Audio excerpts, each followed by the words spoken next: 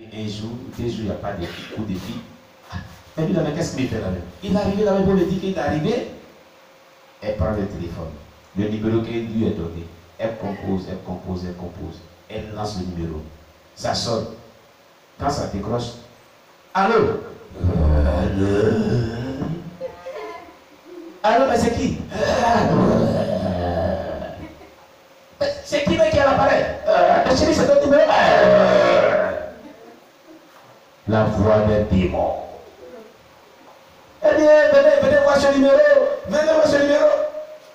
Écoutez aussi. Allô, allô. Et c'était comme ça. Elle était choquée. Plus d'appel. Elle attendait plusieurs fois ce numéro, c'était la même chose. Les gens écoutaient ces mêmes choses. Un démon qui lui répond. 6 mois de grossesse, 7 mois de grossesse, 8 mois de grossesse, 1 an, 2 ans, 3 ans, 5 ans, grossesse est restée. C'est devenu comme le fer. Rien ne bouge dedans. On va à l'hôpital, on dit c'est une grossesse qui est là. Elle est mystérieuse, on ne voit rien dedans. Mais cette grossesse lui fait très mal. La nuit, elle dort pas. Elle souffre jusqu'au bout. Si elle avait écouté mon pasteur, si elle avait écouté l'église, si elle avait écouté. L'impatience. L'impatience. Voilà ce que cela apporte. Quand Dieu parle du fruit de l'esprit qu'on appelle la patience, il est très important d'être patient. Et comme Dieu aime ses enfants, dans cette vidéo où elle était, il y a eu une campagne d'évangélisation, une croisade, disons, d'évangélisation, une grande croisade d'évangélisation. Et à cette croisade d'évangélisation venait un évangéliste puissamment oint, un homme de Dieu puissamment oint, qui est arrivé dans la ville, sur la place publique de la ville. Et elle a été à cette campagne, à cette croisade d'évangélisation. Et l'homme de Dieu prêchait, et Dieu lui fit une révélation. Il dit, il y a une femme au milieu de nous, une jeune dame. Et il a commencé à relater toute l'histoire qu'il vient de vous relater. Que cet homme qui t'a marié était Satan lui-même en personne. Et la grossesse que tu as, c'est un démon qui est dans ton ventre. Quand il a dit cela, automatiquement, l'esprit l'a saisi dans la foule. Le Saint-Esprit, l'onction l'a saisi. Et il dit, amenez-la ici. Vous voyez cette dame, elle porte une grossesse de tel nombre d'années. Et voilà son histoire. Il a relaté toute l'histoire. Elle n'a pas été patiente, elle n'a pas écouté son pasteur, elle n'a pas écouté le conseil de l'église. Voilà pourquoi elle subit cette conséquence. Aujourd'hui, Dieu dit, il te pardonne, il va te délivrer. Qu'elle a dit, il va te délivrer net. La grossesse dit, regardez le ventre. On attend. Le ventre bouge.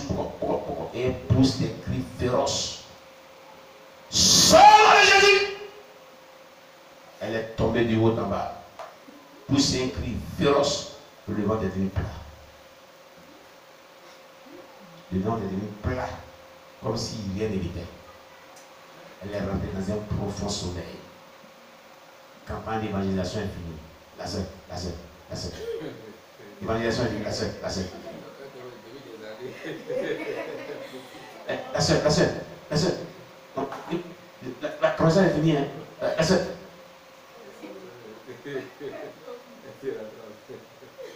Parce qu'elle ne dormait presque pas. Elle ne dormait pas. Elle était un profond sommeil. Au moment où elle va se rendre compte, les gens sont partis. Quand elle s'est réveillée, la première direction, papa, le pasteur, tu avais raison. Elle n'a pas battu la maison. Elle a allé chez le pasteur. Depuis qu'elle avait méprisé, se mettre à genoux, demander pardon. Demander pardon. L'impatience. Voilà ce que ça peut porter. L'impatience. Quand vous n'êtes pas patient, voilà ce que vous pouvez rencontrer sur votre chemin. Quand vous êtes pressé et que vous ne priez pas avec discernement et que vous n'interrogez pas Dieu, quand vous faites toujours avec précipitation, voilà ce qui peut vous arriver. Et Dieu dit, la salle de l'impatience attend les gens, la salle de la patience, disons, attend les gens au ciel pour être jugés. Amen, amen. Amen. Que trouveras-tu dans ton rapport? Est-ce que tu es impatient ou pas impatiente? Qu'on trouve dans ton rapport que tu sois patient. Amen. Psalm 43, la salle de la foi. Notre foi en Dieu sera jugée dans cette salle. Comment chaque personne exerce sa foi en Dieu sera éprouvée. L'opposé de la foi, c'est le doute. Personne ne saura plaire à Dieu sans la foi, selon Hébreux 11, verset 6, Hébreux 3, verset 18 à 19, Hébreux 4, verset 6 et 11. La Bible déclare que sans la foi, nul lui est agréable. Et que ceux qui croient en Dieu, que s'approchent de Dieu, doivent croire que Dieu existe et qu'il est le révélateur de notre foi. Amen. Ici, un jeune homme fut en jugement. Un jeune homme.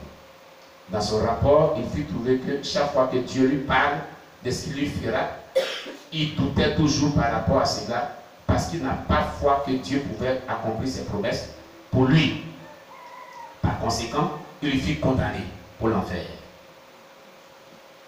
Un jeune homme qui ne croyait pas ce que Dieu promettait faire dans sa vie, fut condamné pour l'enfer. Il y a des personnes que Dieu n'a pas dit, ce sont mes pensées. Un cœur m'a dit fais ceci, un autre m'a dit fais cela. Ce sont mes propres pensées. Tu vas rester dans ça, voilà, ça t'attend. Et puis ils disent pas que quelque chose m'a dit de faire ceci, quelque chose m'a dit de faire cela. Et ce n'est pas mes pensées même. Une chose parle. Et c'est une chose parle. Non, dites-moi, une chose parle. À toi, ta chose te parle. Mais nous, c'est qu'on connaît la réalité des choses, ça ne parle pas. Quelque chose m'a dit faire ceci. Quelque chose m'a dit faire cela. Il faut rester dans quelque chose m'a dit. Quelque chose m'a dit. Quand tu as resté, quelque chose m'a dit faire ceci, cela là. Tu seras, quand tu as tes rencontres, tu es dans la salle là-bas, condamné. Amen. Amen. Vous savez pourquoi le doute vient?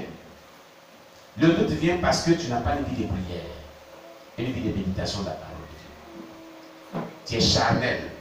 Quand tu commences à être charnel et que tu ne pries pas conséquemment, tu n'es pas dans la dimension de prière que Dieu veut te voir, ta foi vacille. Et quand tu n'as pas vraiment une vie de méditation journalière de la parole de Dieu, ta foi vacille. Ta foi est instable. Et tu es pesé, compté, divisé. Et tu as été trouvé léger. Alléluia. Amen. Tu seras jugé comme ce jeune homme et condamné pour l'enfer si ta foi est instable. Si le doute. Alors vous devez exercer, nous devons nous tous exercer la foi à tout moment. Notre manière d'exercer notre foi sera jugée. Comment tu exerces ta foi? On va voir cela au ciel là-bas. Ça nous attend. Nous tous. Chacun, nul n'est épargné par ça. Nous tous sommes concernés. Ah oui. Ah oui. Alléluia. Si tu es là dans la paix de doute, incrédulité, et tu ne crois pas à ce que Dieu te dit, mais tu crois à qui? Tu crois à tes pensées. Tu crois à toi-même, mais tu ne crois pas à ce que Dieu dit. Tu crois à quelque chose m'a dit ceci, quelque chose m'a dit cela. Pourquoi? Alléluia. 44e salle, la salle de l'honneur à Dieu. La salle de l'honneur à Dieu. La manière dont nous honorons Dieu dans notre corps, affaires, maison, notre transaction avec les gens autour de nous sera révisée dans cette salle. Et si vous êtes coupable de déshonorer Dieu d'une manière ou d'une autre dans votre vie, vous serez condamné. Condamné. Exode 20, verset 12. Je veux qu'on lit pour voir comment les gens arrivent à déshonorer Dieu. Exode 20, verset 12.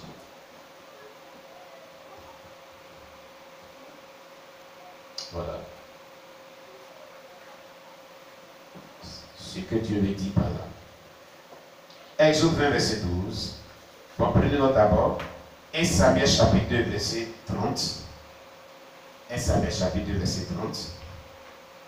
Malachie chapitre 1, verset 6. Malachie chapitre 1, verset 6. 2 Timothée chapitre 2, verset 21. 2 Timothée chapitre 2, verset 21. 1 Pierre chapitre 2, verset 17. 1 Pierre chapitre 2, verset 17. Je reprends. Exode chapitre 1, verset 12. 1 Samuel chapitre 2, verset 30. 1 Samuel chapitre 2, verset 30.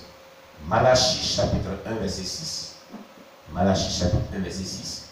2 Timothée chapitre 2, verset 21. 2 Timothée chapitre 2, verset 21. Et 1 Pierre chapitre 1, chapitre 2, verset 17. 1 Pierre chapitre 2, verset 17. Amen. 1 Pierre chapitre 2, le verset 17. La manière dont nous devons honorer Dieu sera examiné dans ces salles. Gloire à Jésus-Christ. Exode chapitre 20, verset 12. Est-ce qu'il a le micro? Il faut parler. Le frère Sébastien. Oui. Ça fait partie des 10 commandements. Exode chapitre 20, le verset 12. Oui. Honore ton père et ta mère, afin que tes jours se prolongent dans le pays que l'Éternel, ton Dieu, te donne. Amen. Honore ton père et ta mère pour avoir longévité. C'est ce que je vais dire. Pour avoir longue vie sur la terre. Je vais poser une question. Dieu a-t-il dit si les sorciers ou satanistes, ou si les sorcières ou satanistes ne faut pas l'honorer? Il a conditionné cela. Hein? Dieu a conditionné cela.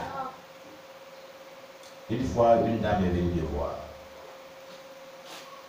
Mon père est un grand sorcier. Il est venu taper dans sa poitrine pour dire que c'est à cause de lui que je ne peux pas me marier. Il fait mon commerce d'attiquer et poisson. Et j'ai remarqué tout ce que je dois faire, ce sont ses besoins seulement. Et moi, il sort bien. Je n'arrive pas à économiser à cause de lui. Mais je ne veux plus lui donner quoi que ce soit. Parce que, pourquoi est-ce que je dois lui donner quelque chose? Mais il m'énerve. Parce que quand Dieu m'a révélé que c'est lui qui a la base de tout ce qu'il vit là-dedans, ça m'énerve.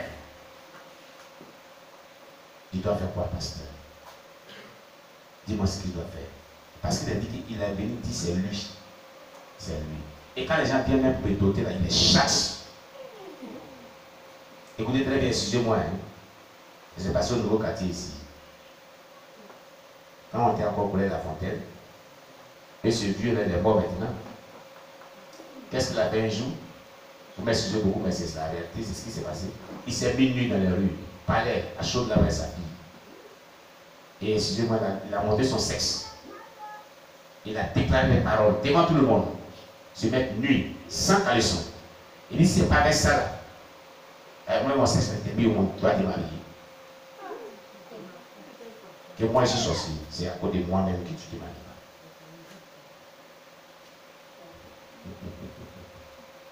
C'est choquant, hein?